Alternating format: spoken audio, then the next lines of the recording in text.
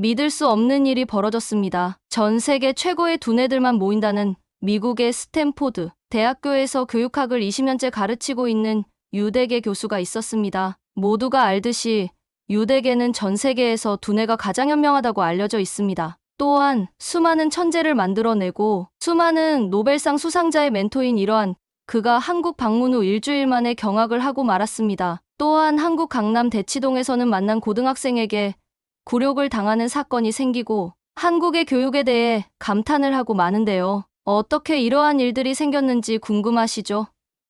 지금부터 어떻게 이런 일이 생겼는지 파헤쳐 드리겠습니다. 잠깐 1초만요. 구독과 좋아요를 부탁드릴게요. 구독과 좋아요는 영상 제작에 큰 힘이 됩니다. 제 이름은 마이클 톰슨 박사이고 미국 스탠포드 대학교에서 가르치고 있어요. 저는 교육을 더 좋게 만드는 방법을 연구해요. 한국으로의 이 여행은 빠르고 간단할 예정이었어요. 몇몇 학교를 방문하고 메모를 하고 그리고 미국 교육이 왜 더 좋은지 글을 쓰기 위해 집으로 돌아갈 거였어요. 적어도 그게 제가 생각했던 거예요. 호텔 방에서 저는 가방을 풀고 책상 위에 노트북을 올려놓았어요. 저는 이미 제가 뭐라고 쓸지 알고 있었어요. 한국 학생들은 하루 종일 사실들을 암기해요. 그들은 자정까지 공부해요. 그들은 창의적이거나 질문할 시간이 없어요. 저는 한국에 와본 적이 없었지만 그들의 학교에 대해 모든 것을 알고 있다고 확신했어요. 미국 교육이 최고예요.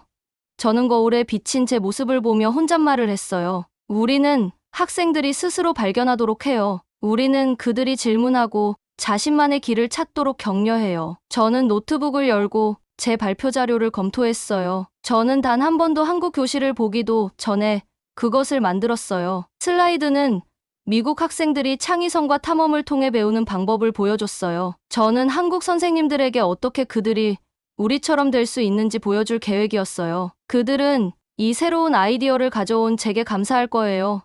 저는 꽤 자랑스럽게 생각했어요. 그날 밤 저는 잘 자지 못했어요. 미국과 한국 사이의 시차가 제 몸을 혼란스럽게 했어요. 저는 이리저리 뒤척이며 내일 볼 모든 것들에 대해 생각했어요. 하지만 저는 새로운 것을 볼 준비가 정말로 되어 있지 않았어요. 제 마음은 이미 결정되어 있었어요. 아침이 빨리 왔어요. 저는 호텔 레스토랑에서 아침을 먹으며 커피컵을 들고 서둘러 지나가는 한국 비즈니스맨들을 지켜봤어요. 그들은 너무 바빠 보였고 너무 집중해 보였어요. 제가 상상했던 그들의 학생들처럼 학습 과정을 즐기지 않고 열심히 일하는. 저는 제 가방을 확인했어요. 노트북, 펜, 카메라, 그리고 명함들. 저는 로봇 같은 학생들과 엄격한 선생님들이 있을 거라고 확신하며 관찰할 준비가 되어 있었어요. 택시 기사님은 영어를 많이 하지 않았지만 제가 처음 방문할 중학교 주소를 보여주었을 때 고개를 끄덕였어요. 우리가 서울의 바쁜 거리를 달리면서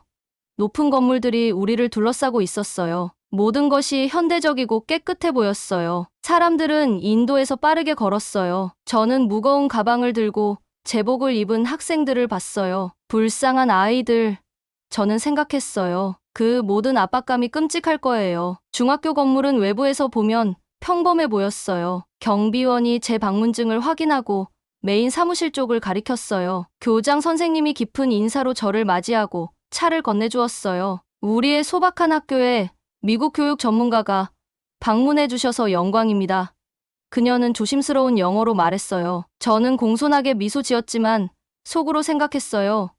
저는 이미 여기서 무엇을 찾을지 알고 있어요. 이 학생들은 진정한 학습이 무엇인지 모르고 있어요. 제가 얼마나 틀렸었는지, 얼마나 완전히 철저하게 틀렸었는지. 하지만 저는 그것을 나중에야 발견할 거였어요. 교장 선생님이 저를 첫 번째 교실로 안내했어요. 제 마음은 닫혀 있었어요. 제 마음은 이미 결정되어 있었어요. 저는 제 인생에서 가장 큰 교훈 중 하나를 배우려고 했지만 그때는 알지 못했어요. 저는 여전히 미국 교육적 믿음의 평범한 세계에 살고 있었고 제가 알고 있다고 생각했던 모든 것이 영원히 바뀌려 한다는 것을 전혀 알지 못했어요. 교실에 들어갔을 때 조용했어요. 30명의 학생들이 깔끔한 책상에 앉아 교과서를 펼쳐놓고 있었어요. 저는 뒷자리에 앉아 지루한 전통적인 교육이 펼쳐질 거라고 생각하며 관찰할 준비를 했어요. 수학 선생님이 칠판에 기하학 문제를 썼는데 미국 학교에서 여러 번 봤던 문제였어요. 저는 노트를 펼치고 이 모든 것이 얼마나 전형적으로 보이는지에 대해 메모하기 시작했어요. 교실 벽에는 차트들이 붙어 있었고 학생들은 교복을 입고 있었어요. 모든 것이 제가 한국 학교에서 볼 것이라고 예상했던 것과 완벽하게 일치했어요. 이미 약간 지루함을 느꼈어요. 그런데 예상치 못한 일이 일어났어요. 세 번째 줄에 있던 남학생이 손을 들었어요. 선생님이 그에게 고개를 끄덕이며 말했어요. 정우야, 나와서 이 문제를 풀어볼래? 정우는 교실 앞으로 걸어갔어요. 그는 보통 키에 동그란 안경을 쓰고 진지한 표정을 하고 있었어요. 첫눈에 그에게서 특별한 점은 없어 보였어요. 저는 그가 표준적인 방식, 즉 교과서에 나오는 방식으로 문제를 풀 것이라고 예상했어요. 하지만 그렇게 되지 않았어요. 정우는 칠판에 쓰기 시작했어요. 그의 기하학 문제 접근 방식은 제가 이전에 본 것과는 완전히 달랐어요. 그는 교과서 방식을 따르지 않았어요. 그는 문제에 대해 완전히 새로운 사고, 방식을 사용하고 있었어요. 그의 해법은 표준적인 접근법보다 더 빠르고 깔끔하고 우아했어요. 저는 노트에 쓰던 것을 멈췄어요. 펜이 공중에서 멈췄어요. 이런 일은 일어나지 않을 것 같았어요. 이게 무슨 방법인가요? 저는 옆에 앉아있는 선생님에게 속삭였어요. 자유 패턴 접근법이에요. 그녀는 조용히 설명했어요. 많은 학생들이 학원, 방과 후 학원에서 배워요. 저는 정우가 문제를 끝내고 자리로 돌아가는 것을 놀라움으로 지켜봤어요. 선생님은 그의 작업을 칭찬하고 질문이 있는지 물었어요. 아무도 없었어요. 모두 그의 창의적인 해결책을 이해하는 것 같았어요. 그날 저녁 호텔로 돌아와서도 제가 본 것에 대해 계속 생각했어요. 정우의 해법은 한국 교육에 대한 제 믿음에 도전했어요. 저는 암기만 할 수 있고 혁신할 수 없는 학생들을 볼 것이라고 예상했어요. 하지만 정우는 진정한 창의성과 독창적인 사고를 보여주었어요. 그냥 그 한 학생일 뿐이야. 저는 스스로에게 말했어요. 그가 특이한 경우일 거야. 예외일 거야. 제 전화기가 메시지와 함께 울렸어요. 지역교육청에서 내일 대치동 학생들이 정규학교 후에 가는 강남의 유명한 사설, 학원 지역을 방문하길 원했어요. 제 첫 생각은 아니라고 말하는 것이었어요. 저는 제 믿음에 도전할 수 있는 더 많은 것들을 보고 싶지 않았어요. 저는 제가 알고 있는 것을 고수하고 싶었어요. 저는 미국 교육이 여전히 더 낫다고 믿고 싶었어요. 바쁘다고 전해주세요. 라고 타이핑하기 시작했어요. 하지만 그때 멈췄어요. 칠판 앞에 선정우의 이미지가 계속 제 마음속에 떠올랐어요. 새로운 방식으로 문제를 해결하는 그의 자신감 있는 움직임, 그의 방법을 설명할 때 선생님의 목소리에 담긴 존경심. 만약 한국 교육에 제가 가정했던 것보다 더 많은 것이 있다면 어떨까요? 만약 제 오랜 연구와 확고한 믿음이 틀렸다면 어떨까요? 제 손가락이 전화기 화면 위에서 망설였어요. 한 부분의 저는 이 모험으로의 부름을 거부하고 싶었어요. 한 부분의 저는 교육 이론이라는 익숙한 세계에 안전하게 머물고 싶었어요. 제가 본 것을 무시하고 원래 계획을 고수하는 것이 더 쉬울 것 같았어요. 하지만 더 큰 부분의 저는 더 많은 것을 볼 필요가 있다는 것을 알았어요. 저는 거절 메시지를 삭제하고 새로운 응답을 타이핑했어요. 가겠습니다. 언제 도착하면 될까요? 메시지를 보내면서 저는 걱정과 흥분이 이상하게 섞인 느낌을 받았어요. 내일 저는 이 낯선 교육 세계로 더 깊이 들어갈 것이에요. 저는 제가 알고 있다고 생각했던 모든 것에 도전하는 영역으로 경계를 넘어갈 것이에요. 그리고 저는 제가 발견할지도 모르는 것에 대해 준비가 되어 있는지 확신할 수 없었어요. 다음 날 아침, 저는 택시에서 내려 대치동의 분주한 거리로 들어섰어요. 다양한 나이의 학생들이 저를 지나쳐 서둘러 가고 있었어요. 어떤 학생들은 교복을 입고 또 다른 학생들은 평상복을 입고 있었죠. 모두들 책으로 가득 찬 무거운 가방을 메고 있었어요. 이곳은 강남의 유명한 학원가였어요. 학생들이 정규학교 수업을 마친 후 더 공부하러 오는 곳이었죠. 제 안내자는 현대적인 회사처럼 보이는 높은 건물 앞에서 저를 기다리고 있었어요. 문 위의 간판에는 Excellent Education Academy라고 한국어와 영어로 쓰여 있었어요. 우리는 엘리베이터를 타고 5층으로 올라갔고 거기서 학원장 이진호 선생님이 우리를 맞이해 주셨어요. 진호 선생님은 제가 예상했던 모습과는 달랐어요. 나이 많고 엄격한 선생님 대신 그는 캐주얼한 셔츠를 입고 태블릿 컴퓨터를 들고 있는 30대의 젊은 남자였어요. 그의 사무실은 차트와 숫자가 표시된 화면들로 가득했어요. 우리 학원에 오신 것을 환영합니다. 톰슨 박사님. 그가 미소를 지으며 말했어요. 저희가 이곳에서 교육에 어떻게 접근하는지 보여드리게 되어 기쁩니다. 저는 공손하게 고개를 끄덕였어요. 여전히 제 생각을 바꿀 만한 것은 보지 못할 거라고 확신하고 있었죠. 제가 얼마나 틀렸는지 몰랐어요. 진호 선생님이 태블릿을 두드리자 벽면 스크린에 다채로운 차트들이 밝게 빛났어요. 우리 학원에서는 재능 있는 학생들이 자연스럽게 나타나기를 기다리지 않아요. 우리는 신중한 계획과 데이터를 통해 그들을 만들어냅니다. 저는 거의 소리내어 웃을 뻔했어요. 재능 있는 학생들을 만들어낸다고요? 그건 제가 미국에서 배우고 가르쳤던 모든 것에 따르면 교육이 작동하는 방식이 아니었어요. 제 말씀이 무슨 뜻인지 보여드릴게요. 진호 선생님이 복도를 따라 저를 인도하며 말했어요. 우리는 벽면이 학생성과 차트로 가득한 큰 방에 들어갔어요. 각 차트는 문제 해결 속도, 기억 패턴, 집중력 등 다양한 것들을 추적하고 있었어요. 각 학생마다 28가지의 다른 측정 항목이 있었어요. 우리는 이 28가지 다른 측정 항목을 사용하여 모든 학생을 분석합니다.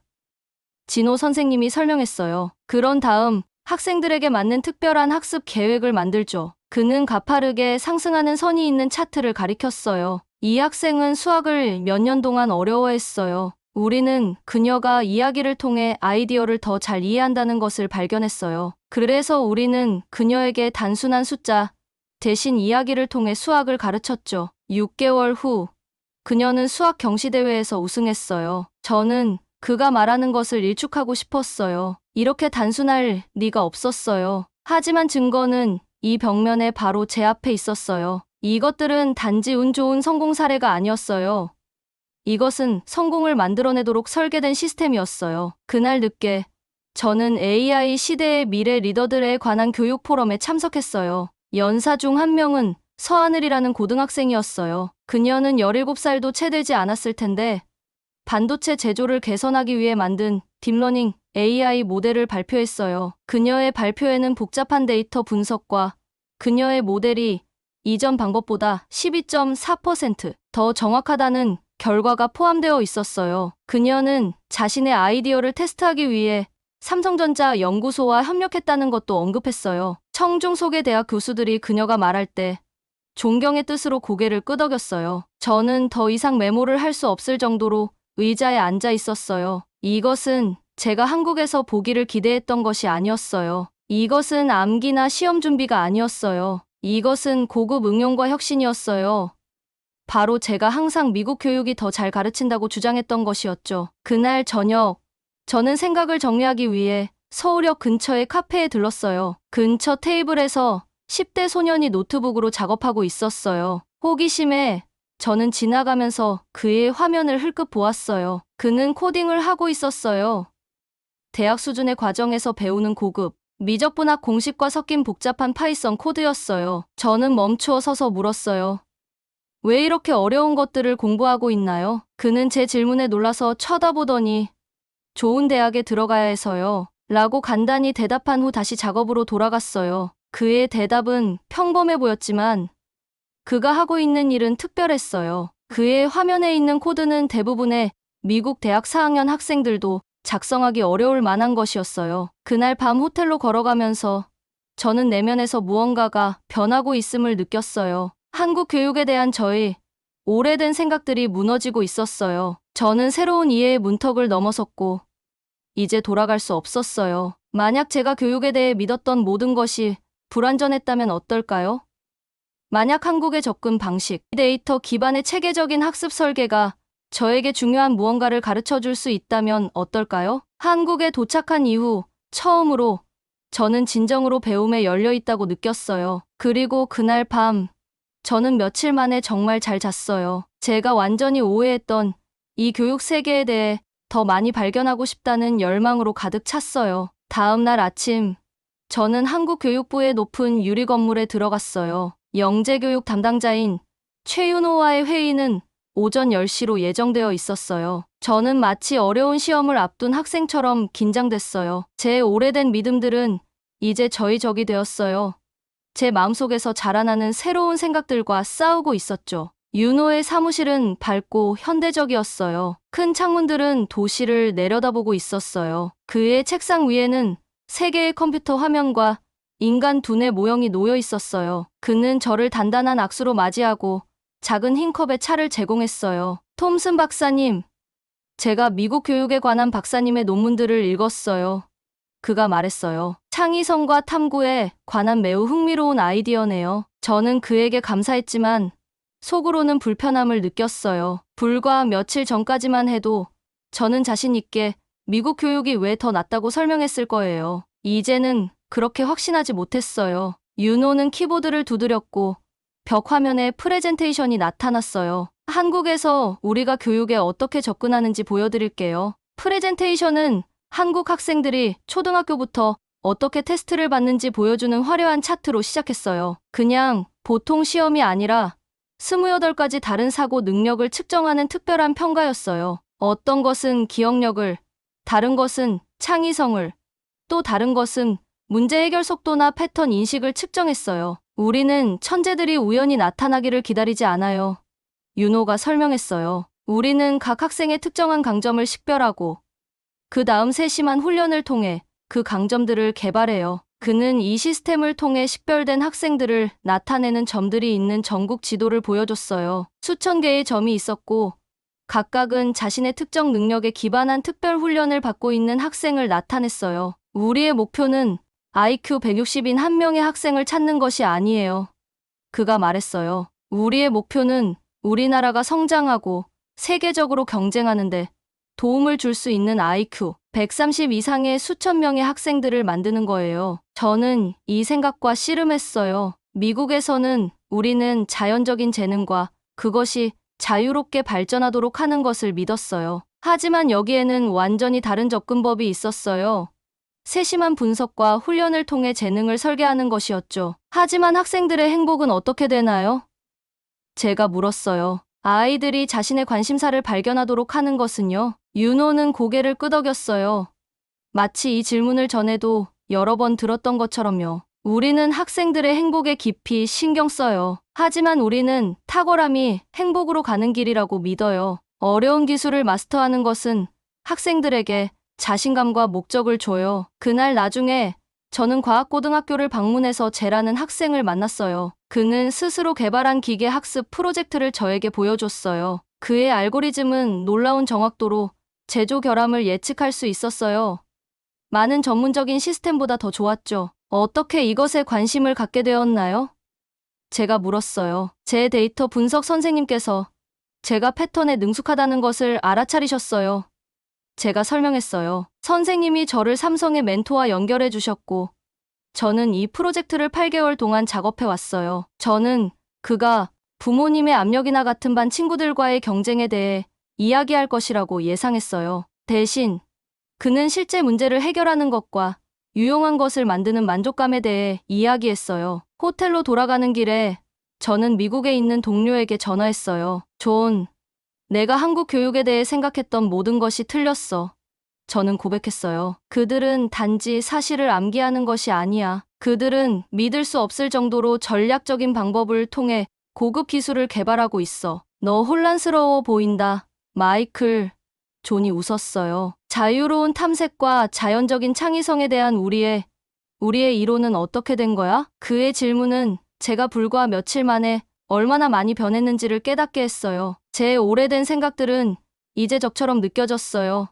제가 보고 있는 것을 이해하는 것을 방해하고 있었죠. 그날 밤, 저는 제 방문에서 가져온 메모와 사진들에 둘러싸인 호텔 침대에 앉았어요. 저는 제 마음속에서 전투를 벌이고 있었어요. 20년 동안 제가 믿어왔던 모든 것이 제 눈으로 본 것에 의해 도전받고 있었어요. 한국 교육은 창의성을 파괴하는 것이 아니었어요. 순수한 탐구보다는 숙달과 정확성에 기반한 다른 종류의 창의성을 위한 기초를 구축하고 있었어요. 진짜 시험은 제가 방문하고 있는 한국 교실에 있지 않았어요. 진짜 시험은 제 안에서 일어나고 있었어요. 제가 새로운 가능성에 제 마음을 열기 위해 고군분투하면서요. 두 가지 접근법 모두 가치가 있을까요? 그들이 서로에게서 배울 수 있을까요? 저는 그날 밤 이런 질문들이 제 마음속에서 소용돌이치는 채로 잠들었어요. 내일이 한국에서의 마지막 날이라는 것을 알고 있었어요. 이 여정에서 무엇을 가져갈지 결정해야 하는 날이었죠. 서울에서의 마지막 아침, 저는 며칠 전에 젊은 코더를 봤던 서울역 근처에 같은 카페로 돌아갔어요. 그곳은 노트북을 두드리는 사람들과 커피를 마시며 조용히 대화하는 사람들로 붐볐어요. 저는 창가 쪽 빈 테이블을 찾아 제 노트북을 열었어요. 페이지들은 메모, 그림, 그리고 질문들로 가득 차 있었어요. 한국에 도착했을 때 저는 미국 교육이 어떻게 더 나은지에 대해 쓸 계획이었어요. 이제 처음 부분의 그 빈 페이지들은 마치 다른 사람이 쓴 것처럼 느껴졌어요. 모든 것을 안다고 생각했지만 실제로는 거의 아무것도 몰랐던 사람이 쓴 것 같았어요. 창밖으로 서울은 아침의 에너지로 가득 차 있었어요. 학생들은 학교로 걸어가고 있었어요. 직장인들은 서둘러 일터로 향했어요. 이제 도시는 제게 다르게 느껴졌어요. 외국적이고 이상한 것이 아니라 제가 한 번도 생각해보지 못했던 아이디어와 접근법으로 가득 찬 곳으로요. 저는 휴대폰을 꺼내 학교 방문을 주선해 주었던 김 교수님께 전화를 걸었어요. 제 눈을 열어주셔서 감사드리고 싶어요. 라고 말씀드렸어요. 저는 가르치러 왔지만 대신에 배웠어요. 통화를 마친 후 저는 새 보고서의 개요를 쓰기 시작했어요. 제목은 더 이상 미국 교육이 세계를 선도하는 이유가 아닐 거예요. 대신 저는 이렇게 썼어요.